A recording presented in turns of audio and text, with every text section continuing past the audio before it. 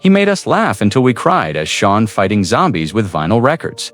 He took us on adventures across galaxies as Scotty in one of science fiction's most beloved franchises. He's the British everyman who became an international comedy icon, the writer who revolutionized genre films, and the actor who proved that humor and heart could coexist in even the darkest stories. But Simon Pegg's real life has been anything but a comedy. Behind the infectious laughter and brilliant performances lies a story of addiction so severe it nearly destroyed him. Mental health battles that brought him to the brink, childhood trauma that shaped everything he became, and recent struggles that have left fans deeply concerned at 55 years old. Simon Pegg is still standing, still working, still making audiences smile. But the journey to get here has been brutal, marked by demons that would have consumed a lesser person. Today, we're exploring the complete, unfiltered story of one of Britain's most talented performers, a man who's fought battles in his personal life far more terrifying than any zombie apocalypse. This is the truth about Simon Pegg, and it's more devastating than anything he's ever put on screen. Simon John Pegg was born on February 14, 1970, in Gloucester, England. That Valentine's Day birth seemed auspicious, but his childhood was marked by upheaval that would leave lasting scars. When Simon was just 7 years old, his parents divorced, shattering the stability of his young world. The divorce wasn't amicable. His father, a jazz musician, struggled with his own demons, and the separation was acrimonious and painful. Young Simon found himself caught between two parents who were dealing with their own pain, often using him as a messenger or weapon in their ongoing conflicts. His mother remarried, and while his stepfather provided stability, Simon struggled with feelings of abandonment regarding his biological father. He's spoken about how the divorce made him feel responsible somehow, as if his existence had contributed to their unhappiness. This misplaced guilt would follow him for decades. School became both refuge and battleground. Simon was a bright, creative kid who loved movies and comedy, but he was also anxious and prone to depression even as a child. He used humor as a defense mechanism, learning early that if he could make people laugh, they wouldn't see how much pain he was carrying. His relationship with his father remained complicated throughout his youth. Attempts at connection were sporadic and often disappointing. Simon has described waiting for visits that never came, phone calls that didn't happen, and the growing realization that his father's life didn't have space for him. This rejection created wounds that would manifest in destructive ways later. The economic struggles of his family also left an impression. Money was tight, and Simon watched his mother work multiple jobs to provide for him and his sister. He developed a fierce drive to succeed, partly to prove his worth, and partly to ensure he'd never feel that financial insecurity again. After struggling through school, Pegg found his calling in performance. He studied theater and began working in British television and stand-up comedy in his early 20s. The stage gave him what his childhood had lacked: control, approval, and a place where his pain could be transformed into something valuable. Throughout his 20s, Pegg worked relentlessly in British comedy circuits. He took any gig he could find, honing his craft in small clubs and minor television roles. The work was inconsistent, the pay was minimal, and the pressure was enormous.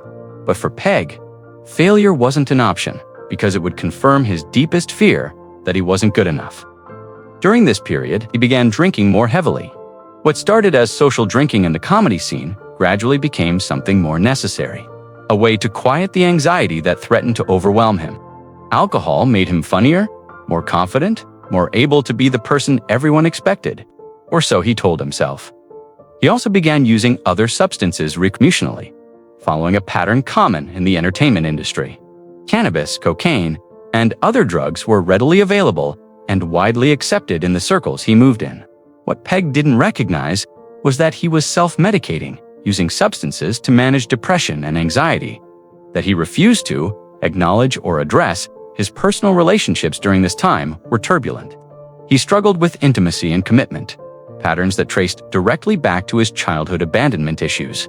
Partners complained that he was emotionally unavailable, always holding something back, never fully present, even when physically there. Despite the personal chaos, Pegg's professional life began to take off. He landed more substantial television roles and began writing his own material. His creative partnership with director Edgar Wright and actor Nick Frost would prove transformative. But it also enabled some of his worst habits as the trio's work hard, party hard culture. Masked growing addiction died in 2004. Everything changed. The zombie comedy film that Pegg co-wrote and starred in became an unexpected phenomenon, revolutionizing horror comedy and launching him to international recognition. Suddenly, the struggling comedian was a legitimate film star with Hollywood calling. The success was everything he'd dreamed of, and it terrified him. Pegg has described this period as surreal and destabilizing. He'd spent his entire life working toward this moment, and now that it had arrived, he felt like a fraud waiting to be exposed. The imposter syndrome that had lurked in the background roared to life. More work followed, bigger roles, higher stakes. He joined a massive science fiction franchise, wrote and starred in action comedies, and became one of Britain's most recognizable exports. Each success should have brought satisfaction, but instead, it brought more pressure and more fear of losing it all. His substance use escalated dramatically. What had been recreational became compulsive. Pegg was drinking daily, heavily, using alcohol to manage anxiety, to celebrate success, to cope with pressure, to do basically everything. He was also using cocaine and other drugs with increasing frequency, often combining substances in dangerous ways. The addiction began affecting his work. He'd show up to sets hungover or still intoxicated from the night before. His memory suffered, his energy flagged, and his mood became unpredictable. Those closest to him recognized he was in trouble. But Pegg was in complete denial, convinced he had everything under control. His marriage, which had provided stability, began to crack under the strain. His wife could see him disappearing into addiction, but Pegg pushed back against any suggestion he had a problem. He was functional, successful, working consistently. So how could he be an addict? This is the lie that nearly destroyed him. The turning point came during the production of a major film. Pegg was drinking so heavily that he was barely functional. He was forgetting lines, missing cues, and his co-stars were noticing. One morning, he woke up unable to remember the previous day's filming. The blackouts had started, and even in his fog of denial, Pegg recognized he was in serious danger. In 2015, Pegg's world collapsed. The specifics of his rock-bottom moment remain private. But he's confirmed it involved a serious intervention from family and friends who feared for his life. His wife delivered an ultimatum: get help or lose everything. His daughter, still young, was being affected by his behavior. People he loved most were suffering because of his addiction. Pegg entered rehabilitation, finally admitting what everyone else had known for years: he was an alcoholic and drug addict whose life had become unmanageable. The admission was devastating. Here was someone who'd built a career on being clever and in control. Forced to acknowledge he'd lost control completely, rehab was brutal. Detoxification from alcohol and drugs left him physically ill for weeks, but the psychological work was even harder. In therapy, Pegg had to confront the childhood trauma he'd spent decades avoiding, the abandonment issues that had driven so much of his behavior, the depression and anxiety he'd medicated rather than treating. He learned that his addiction wasn't about weakness or moral failure, but about untreated mental illness and unresolved trauma. The drinking and drugs had been symptoms of deeper pain, attempts to fill a void created in childhood and expanded by years of emotional avoidance. Understanding this didn't make it easier, but it did make it clearer. The recovery process required Pegg to essentially rebuild his life from scratch. He had to learn how to feel emotions without substances to numb them, how to be present in relationships, how to sit with discomfort instead of running from it. For someone who'd spent his entire adult life using substances to manage life, this was like learning to walk again. His relationships had to be rebuilt as well. The trust he'd broken with his wife required years of consistent action to restore. His daughter needed to see that he was truly committed to change. Friends who'd watched him spiral had to be convinced this time was different. The weight of all that damage was crushing. Pegg has been remarkably candid about his ongoing recovery, describing it as a daily commitment rather than a one-time achievement. He attends support group meetings, works with a therapist regularly, and has built a sober support network. But he's also honest about how difficult it remains, even years later. The cravings don't disappear. Stress, success, failure, celebration, grief, any strong emotion can trigger the desire to drink or use. Pegg describes it as having a voice in his head that constantly suggests just one drink would be fine, that he's done the work and can handle it now. Resisting that voice requires constant vigilance. Sobriety didn't solve all of Pegg's problems because addiction had never been his only issue. The depression and anxiety that had driven his substance use remained, requiring their own treatment and management. This has been an ongoing struggle that continues to this day. Pegg has been diagnosed with clinical depression, a condition he'd likely suffered from since childhood, but never properly addressed. The depression manifests as periods of profound hopelessness, where getting out of bed feels impossible and the future looks uniformly bleak. These episodes can last weeks or months, regardless of what's happening in his external life. He's also dealt with severe anxiety, including panic attacks that have struck at the most inopportune moments. He's described the terror of feeling his heart race, his breathing constrict, and his mind convince him he's dying, even when he knows logically it's anxiety. The unpredictability of these attacks has been particularly challenging. Treatment has involved a combination of therapy, medication, and lifestyle changes. Pegg takes antidepressants, which he's said made a significant difference but also required trial and error to find the right medication and dosage. He's had to accept that managing his mental health is a lifelong commitment, not something he'll ever fully cure. The pressure of his career has complicated recovery.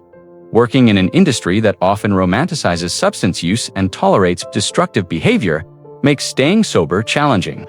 Being around alcohol at industry events, dealing with the stress of demanding roles, and managing the scrutiny of public life all create additional obstacles. Pegg has also struggled with the guilt and shame of his addiction years. He's spoken about the damage he caused to people he loves, the ways his behavior hurt his family, and the time lost to substances that he can never recover. This guilt can spiral into depression if not carefully managed. Recent years have brought additional challenges. The isolation of the global pandemic affected Pegg's mental health significantly. Without the structure of work and the support of in-person connections, he found himself struggling with darker thoughts. He's been open about how difficult that period was and how close he came to relapsing. He's also dealt with the physical consequences of years of substance abuse.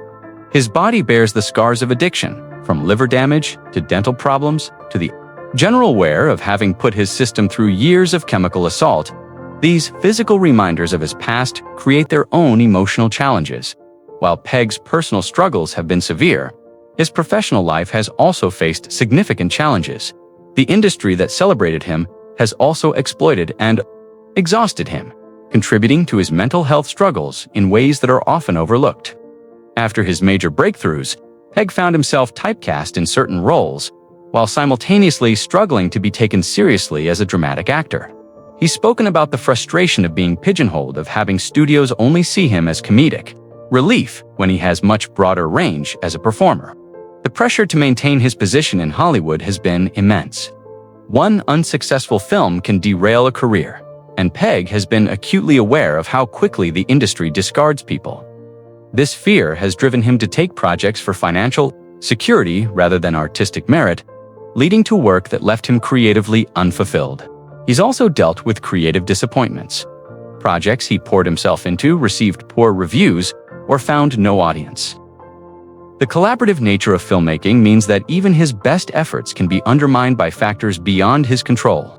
These disappointments have fed his depression and self-doubt. The physical demands of his roles have also taken a toll. Action sequences, stunt work, and the general rigors of film production have left him with chronic pain and injuries. At 55, his body doesn't recover as quickly as it once did, and he's had to confront the reality that certain types of roles are no longer feasible. There's also been controversy and criticism to navigate. Not all of his work has been well received, and Pegg has faced harsh criticism from both critics and fans. For someone already prone to self-doubt, negative feedback can be devastating, triggering depressive episodes and anxiety. The changing nature of the industry has also affected him. The streaming revolution, the pandemic's impact on theatrical releases, and shifts in what types of content get made have all created uncertainty. Pegg has had to adapt constantly, never quite sure what his place in this evolving landscape will be. At 55, Simon Pegg remains sober and continues to manage his mental health. But the battle is far from over. Recent interviews and public appearances have shown a man who's weathered storms but remains vulnerable to new challenges. His appearance has changed noticeably in recent years. He looks older, more worn, which is natural, but also reflects the toll of his struggles. Fans have expressed concern about how exhausted he appears, noting that the spark that once defined him seems dimmed at times. Pegg has been candid about how difficult maintenance of sobriety becomes over time. The early years of recovery often bring enthusiasm and noticeable improvement. But as time passes, the work becomes more routine, and in some ways harder. The novelty wears off, but the need for vigilance never does. He's also discussed feeling increasingly isolated in an industry that has become more corporate and less personal. The friendships and creative partnerships that once sustained him have evolved as everyone's lives became more complex. The pandemic accelerated this sense of disconnection, creating distance that's been hard to bridge. Recent projects have been met with mixed responses, adding to Pegg's ongoing insecurity about his place in the industry. While he continues to work steadily, there's a sense that he's no longer the hot commodity he once was, a reality that's been difficult to accept for someone whose identity has been so tied to his career success. His family life, while stronger than during his addiction years, still requires constant attention and work. Being a present father and husband while managing mental health and career demands is exhausting. Pegg has spoken about the guilt he still carries from his addiction years and his determination to be better than he was. There are also concerns about what's next. At 55, Pegg is at an age where Hollywood often loses interest in male actors who aren't already established as leading men. The roles available become fewer and less interesting. For someone whose work has been central to their identity and mental health, this reality is frightening. Despite everything, or perhaps because of it, Simon Pegg has become an important voice for mental health awareness and addiction recovery. His willingness to discuss his struggles publicly has helped countless others feel less alone and more willing to seek help. He's used his platform to advocate for better mental health resources and to destigmatize addiction and mental illness.